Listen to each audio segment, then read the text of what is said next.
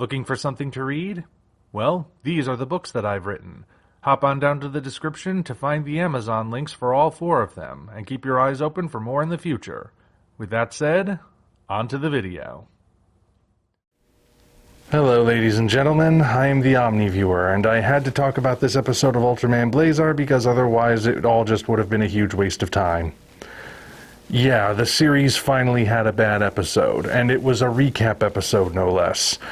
To be honest, I was kind of bracing myself for this anyway, because, first of all, I thought recap episodes were a thing of the past. They used to be more common, especially if you were telling long-form stories with very intricate plots and you needed to maybe catch the audience up on something. But those started to disappear with the advent of home media, specifically when the DVD came along. And you could get, like, most, if not all, of the series packaged together all at once. So you could watch a whole bunch of it in rapid succession, and you didn't really need the recap anymore. Most people just skip over that. But I thought it was finally, truly, officially dead, thanks to the advent of streaming. Because with streaming, that was designed originally to be binge-watched, where you would sit down and you would watch all of the series at once, or at least most of it, maybe half, maybe a few episodes at a time, each day, every day, until you're done. In that case, you don't necessarily want to interrupt the flow by saying, hey everybody, let's stop for a moment and recap what we've learned so far, shall we? There's no point to that. So, having a recap episode at all was surprising. Having it only after 5 episodes was even more surprising. Because do we really need a recap episode that soon? Blazar is not exactly telling the most intricate Game of Thrones style plot here. Not that the writing is bad, but it wasn't really to a point where we needed a summary yet. And yet I still had a tiny little glimmer of hope, because the episode was supposedly going to reveal new information. That's how it was pitched. From the episode title to the previews, we were being told that these 3 reporters we'd be following in this particular episode would get closer to the truth about where the monsters came from. So I was thinking, well, even if they are still ultimately just playing clips we've already seen, maybe they'll be presenting some new information, some insights into where the monsters came from, or what things are like in the world now that ULTRAMAN BLAZAR has shown up. Turns out that was a lie. We don't have any new information presented in this. In fact, there are some instances where the reporters know less than the audience does because they weren't privy to information that we've seen play out in these other episodes. So, what was the point of this episode? I honestly was kind of thrown at first. Had I made this video immediately after watching that episode, I would have just written the whole thing off. I was ready to just say, yeah, this is pointless, go ahead and skip it, you do not need to watch it. To a certain degree, I still believe that, because like I said, nothing is really added, other than the presence of these 3 characters. So, in the long run, I still am thinking maybe it is an episode that you can just pass over and move on to whatever the next one is going to be about, which I hear is actually going to be about the first returning alien/monster. But either way, this episode didn't seem like it was going to be worthwhile in the long run.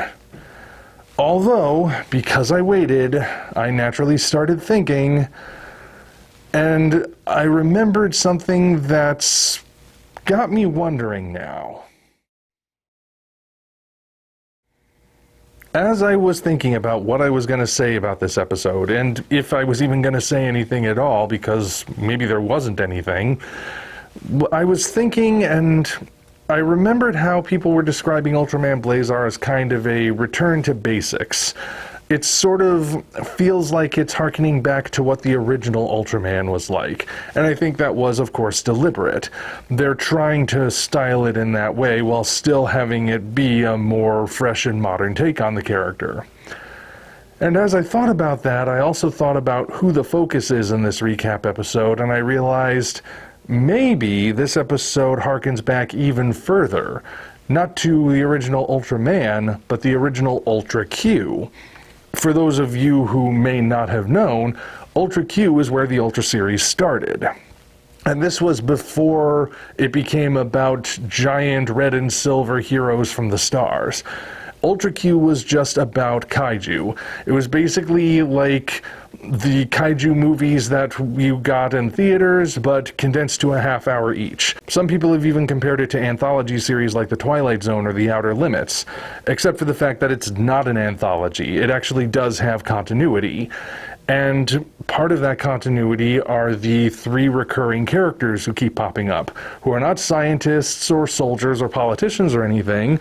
They're a trio of newshawks who either have incredibly bad luck or incredibly good luck, depending on your perspective, because they always seem to show up wherever these monsters are, or maybe the monsters show up wherever they are. But the point is, that was the dynamic in that original Ultra Q. Not about the heroes, just about a group of basically working class people living in a world where giant monsters are a regular thing. And then I thought back to the recap episode and realized, wait a minute, 3 reporters, 3 people working in the news. One of them is even a woman, like in Ultra Q. And she's also the same reporter we saw in the very first episode, so she's actually a semi-recurring character already. And I wondered if maybe, just maybe, the point of this episode was to introduce them because they're gonna come back. Like I said, the reporter was already featured in the first episode. I don't know if that's the case, though.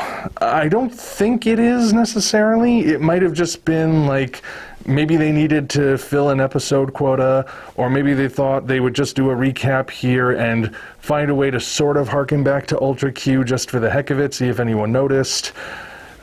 Ultimately, like I said, I do still think the episode is going to wind up being pointless, but if it is setting up these characters as recurring, and we're going to have their perspective pop in every once in a while to contrast with the standard Ultraman plot that we're following, it could make for a more interesting dynamic. I don't want to say that the Ultra series is formulaic, mind you, but there is a particular formula all the same. We generally follow the people who are the alien fighters and monster hunters, the people who are going to be on the front lines when dealing with these catastrophes, and usually one of them is secretly an Ultra hero. But it's been a while since we've seen anything in the Ultra series where it's from the common man's perspective. We get episodes like that every once in a while, and Ultraman the Next kind of tried splitting the difference by having a former military pilot turned civilian pilot becoming Ultraman in that particular film. But Ultra Q really kind of seems like the only place where it was just a man on the street kind of story, where the kaiju events were happening to everyday people. And it got me thinking, wouldn't it be interesting if we had an Ultraman series that took that perspective, following people who are not part of the super elite task force and have no connection to the hero or the scientists or any of the main players, but they're just trying to follow this story and piece everything together and see what's going on. That could actually be a really interesting series for maybe the next entry, whatever comes after Blazar. I don't know. I mean, it could be neat. It wouldn't even have to be a very long series. You could maybe have it be a shorter one, like Ultraman Neos or something. It's just a thought. But ultimately, even all of that doesn't save this recap episode from not serving a purpose. It really doesn't.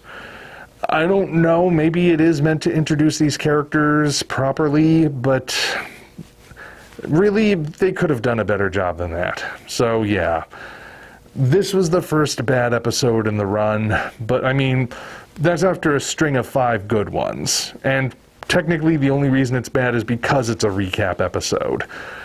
So that's not necessarily going to be that big of a black mark on the series in the long run. Anyway, just wanted to get that out there. And I'm looking forward to seeing what comes next. Apparently Earth Garen's going to be featured more in this one. plus our first returning character from the Ultra series. So we'll see how Blazar handles a legacy alien. But until such time as that happens, this is the Omni Viewer signing off. Thank you all for watching. If you want to see us keep doing what we're doing, you might consider doing all the usual YouTube things, as well as hopping down to the description to find links to DeviantArt, Patreon, Twitter, and links for the different books in the Tales from the Omni Vault universe. Your support is naturally appreciated. Thank you for watching, and we'll see you next time.